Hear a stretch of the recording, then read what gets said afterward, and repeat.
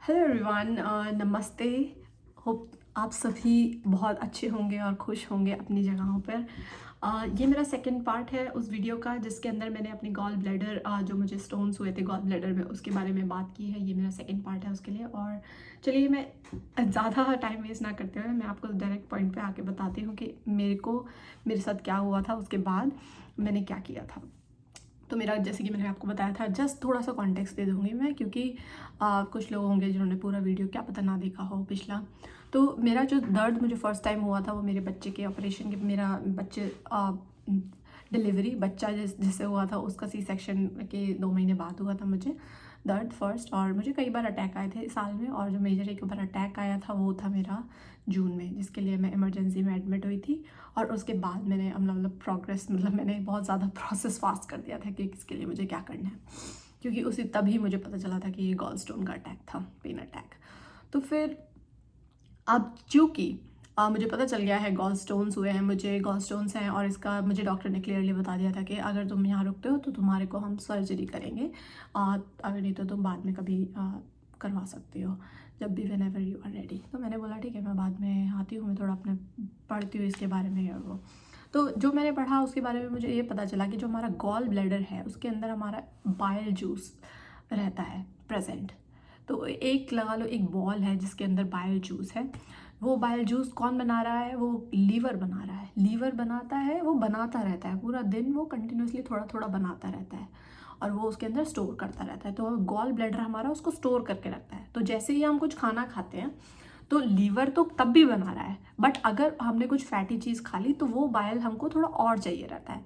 तो उस टाइम पे हमारा जो सिस्टम है वो बाइल जूस उसको और देने की कोशिश करता है। जिस टाइम पे वो बाइल जूस निकलता है और वो खाना डाइजेस्ट करने के लिए, उस टाइम पे तुम्हारा एक स्टोन भी साथ में आ सकता है, जिसकी वजह से वो कई बार फंस जाता है उस जगह पर बाइल डक्ट में। और वो फंस जाता है, इसकी वजह से तुम्हें दर्द हो सकता है, और दर्द डिपेंडिंग अपॉन कितना लंबा चलता है, वो दर्द लंबा चल सकता है कि अगर वो उस डक्ट में आके वो वापस गॉल ब्लैडर में चला गया तुम्हारे इस बॉल में, तो वो तुम्हारा मतलब थोड़ी देर के लिए दर्द हुआ। बट अगर वो निकल के तुम्हारा पूरा बाहर आ रहा है, वो पास हो रहा है, तो तुमको काफ़ी लंबा दर्द हो सकता है। वो 2 घंटा भी चल सकता है, 1 घंटा भी चल सकता है, डिपेंडिंग अपॉन कितना बड़ा दर्द वो है।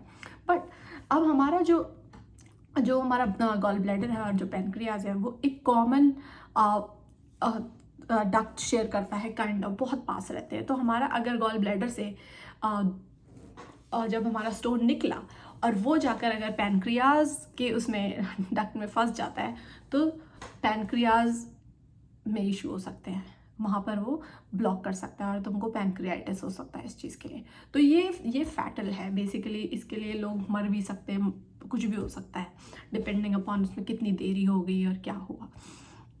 तो यही मेजर कारण है जिसकी वजह से लोगों को इस चीज़ के लिए केयरफुल होना चाहिए। और ये कोई सोचे कि ठीक है हमारे तो स्टोन्स बड़े नहीं हैं, हमारे तो स्टोन्स छोटे हैं, तो छोटे स्टोन्स बहुत बड़ी प्रॉब्लम कर सकते हैं, क्योंकि वो तुम्हारे इसमें फंसे हुए हैं। बहुत स्टोन होंगे, फिर वो एक स्टोन रेयरली ही होता है कि एक स्टोन हो, तो वो हुआ और फिर वो उसका जूस के साथ बाहर आना ज़्यादा चांस है उसका।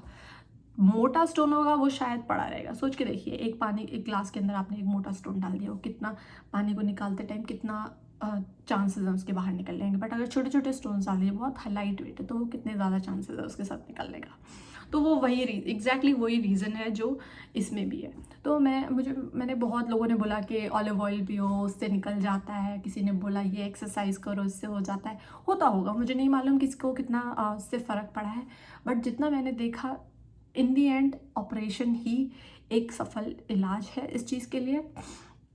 तो मैंने ऑपरेशन करवाया। ऑपरेशन मेरा चला, मैं एडमिट हुई थी सुबह सुबह जाकर 7 बजे के आसपास, और मेरा ऑपरेशन सब कुछ जितना जितना और मैं डिस्चार्ज हो गई थी 11:30 बजे, 11:30 ड्यूरिंग द डे। और इस चीज़ में मेरे 3 ये हमारे पेट में छेद करते हैं। एक होता है बिल्कुल एब्डोमेन में, एक होता है हमारी नाभि के पास, और एक होता है साइड में। तो 3 छेद होंगे इसके लिए, और रिकवरी काफ़ी फास्ट है। जिनका सी सेक्शन हुआ है वो तो थोड़ा सा टाइम ज़्यादा लग जाता है, बट इसमें थोड़ा सा कंपैरेटिवली आपको 4-5 दिन में आपको रिलीफ मिलना शुरू हो जाता है। फर्स्ट डे तो थोड़ा सा टेरेबल रहता है, और उसके बाद ठीक होना शुरू हो जाता है। तो इतना भी मतलब वो नहीं है, बहुत डरा देने वाला ऑपरेशन नहीं है। ऑफ कोर्स मैं ऐसे नहीं बोलूँगी कि जिनको प्रॉब्लम्स रही हैं उनको मैं बिल्कुल छुपा दूँ उस चीज़ को लोगों के लिए, बट हाँ, जिन किसी किसी का हो सकता है, किसी किसी का मेजॉरिटी मुझे मैंने सुना है जो उसमें लोगों को ज़्यादा दिक्कतें नहीं आई हैं। तुम्हारा digestive system comes back to your normal self. ये क्यों है? ये इसलिए है क्योंकि लिवर को वो तुम्हारा जो डाइजेस्टिव है उस हिसाब से काम करना शुरू कर देता है। अगर पाचन पचने के लिए थोड़ा और चाहिए तो वो लिवर और बनाना शुरू कर देगा ऑन द गो। स्टोर नहीं कर पा रहा है क्योंकि उसको मालूम है लाइक इट नीड्स मोर। तो उस पॉइंट पे ये है, शुरू शुरू में आपको या तो डायरिया जैसा फील हो सकता है या कॉन्स्टिपेशन हो सकता है, बट इतना मोटा मोटा है कि आपको थोड़ा बहुत एक्सरसाइज करनी पड़ेगी। आपको थोड़ा बहुत एटलीस्ट मतलब थोड़ा सा और आपको फाइबरस फूड खाना पड़ेगा। गाजर, खीरा, ये सारी चीज़ें जो होती हैं फाइबरस जो हैं वो आपको खानी पड़ेंगी, क्योंकि इसकी वजह से कॉन्स्टिपेशन हो सकता है। कॉन्स्टिपेशन बहुत मतलब मेजर प्रॉब्लम हो जाती है लोगों को जिनको कॉन्स्टिपेशन कंटिन्यूस रहता है। तो इसके लिए आपको थोड़ा बहुत अपने बॉडी पे ध्यान रखना पड़ेगा। आपका एक ऑर्गन निकल गया है बॉडी का, तो थोड़ा बहुत आपको बिल्कुल इस चीज़ के लिए इसको नज़रअंदाज मत करिए। एटलीस्ट बहुत लोग होंगे जिनको इस चीज़ का प्रॉब्लम होगा। शुरू शुरू में मुझे भी हुआ था, but after certain point of time मैं काफ़ी बेटर फील कर रही हूँ। एंड शुरू में तो मुझे डेफिनेटली लगा था कि कुछ ना कुछ तो है, मतलब डिफरेंस है डाइजेशन में, बट अभी धीरे धीरे धीरे धीरे अभी तुम उस इंसान उस पे आ जाता है, जैसा चल रहा है ना उसी की आदत हो जाती है। तो अभी वही चल रहा है और मुझे कोई इशू नहीं है, but at least I am glad कि ऑल्दो मेरा एक ऑर्गन निकल गया है, बट आई एम ग्लैड कि ये जो पेन अटैक्स हैं या मैं कहीं जाऊँगी, मैं खाना खाऊँगी तो ये एकदम से नहीं आ जाएगा, और वो तो मुझे उसके लिए इमरजेंसी नहीं जाना पड़ेगा। या कितना लंबा है दर्द, मतलब काफ़ी स्केयरिंग हो जाता है ये सारी चीज़ें मिल मिलाकर। तो चलिए ये इसमें मतलब बहुत बड़ी चीज़ें नहीं है। मैं थोड़ा और आपको इस ऑपरेशन के बारे में बता सकती हूँ, बट हर डॉक्टर का अपना तरीका होता है करने का।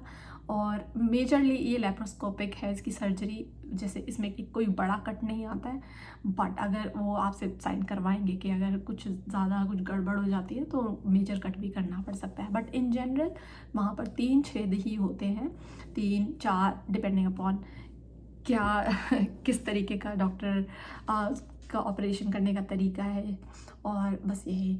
तो बट रिकवरी में थोड़ा सा टाइम लग जाएगा, जैसे 3-1 महीना, 1 हफ्ता, 2 महीना, डिपेंडिंग अपॉन आपकी बॉडी पे। तो यही है। और मैं बोलूँगी कि आप एटलीस्ट आप लोगों को ये समझ में आएगा कि स्टोन कैसे दर्द करता है, गॉल स्टोन का दर्द क्या है। तो गॉल स्टोन का दर्द अब यही है कि आपको गॉल स्टोन ऐसे तो आप पास करोगे तो वो पैनक्रियाज में फंसने का तरीका है, उसमें फंस सकता है, तो उससे आपको और प्रॉब्लम हो सकती है। आप कोशिश करोगे निकालने की, बोलते हैं ब्रेक करके फिर शॉक दे के उसको ब्रेक करके और छोटे छोटे करके फिर निकालो। आई डोंट नो कितना टाइम लगता है उनको फिर निकलने में, और ऐसी प्रक्रिया में कुछ और हो जाए, कुछ दिक्कत हो जाए। जो मैंने डॉक्टर से इस बारे में बात की थी, डॉक्टर्स ने मुझे बताया था कि ये जो इलेक्ट्रिक शॉक वाला वो है, शॉक से उसको तोड़ना, और ये this is even worse than the operation. So over the years the doctors have realised कि इट्स बेटर कि just go for the operation instead of these shock therapy, or whatever it is to break the stones. In the end it's dangerous for your body कि आप उस stone को pass out करें। तो इसलिए मैं तो मतलब यही रिकमेंड करूँगी बेस्ड ऑन माय एक्सपीरियंस। तो आप इतना घबराइए मत, ऑपरेशन होगा ऑफ कोर्स, अपना देखिए, आपके डॉक्टर से बात करिए कि क्या है। अल्ट्रासाउंड, मैंने भी 2 बार अल्ट्रासाउंड कराया था, बट मेरे दोनों अल्ट्रासाउंड में कुछ चेंज नहीं आया। डॉक्टर ने यही बोला था मुझे कि ज़्यादा कुछ चेंज आएगा नहीं, तुम्हारा ज़्यादा से ज़्यादा 2 स्टोन पास हो गए होंगे, अभी तक 4 हो गए होंगे। बट समटाइम्स पूरा कोलेस्ट्रॉल ऐसा नहीं होता है कि एक ही स्टोन होता है उसमें, या 2 ही स्टोन है, या 4 ही होते हैं, बहुत स्टोन होते हैं छोटे छोटे छोटे छोटे। एंड ऐसा ही हुआ जब मेरा गॉल ब्लैडर बाहर निकला, तो मैंने डॉक्टर को, मेरे जो रिपोर्ट आई उसमें ये क्लियरली लिखा हुआ था कि your gall bladder the lumen, I think उस चीज़ को ल्यूमन बोलते हैं, कि was occupied with small stone, like I think some centimetres, and it was 100% occupied. Like, तो आप ऐसा समझ सकते हैं कि छोटे छोटे छोटे छोटे छोटे छोटे स्टोन्स पूरा उस एरिया में कवर थे। तो इवन अल्ट्रासाउंड में एक पूरी लेयर दिखती है इतने सारे स्टोन्स की। It's like more than 10, 30, it could be 20, who knows. तो यही है इन द एंड कि आप अपना इसके लिए अवेयरनेस रखें। आपको जो दर्द हो रहा है उसके लिए आप सोच के देखें कि किस तरीके का दर्द है। हार्ट अटैक है क्योंकि लोग इस चीज़ से कंफ्यूज हो सकते हैं कि इतना ज़्यादा दर्द होता है कि यू मे थिंक कि this is heart attack, but I don't know कि एग्जैक्टली क्या डिफरेंस है उस पेन में। और क्योंकि मुझे भी शुरू में यही लगा था कि पता नहीं क्या है, और वो इन दी एंड गॉल स्टोन का अटैक निकला। तो I think awareness is very important.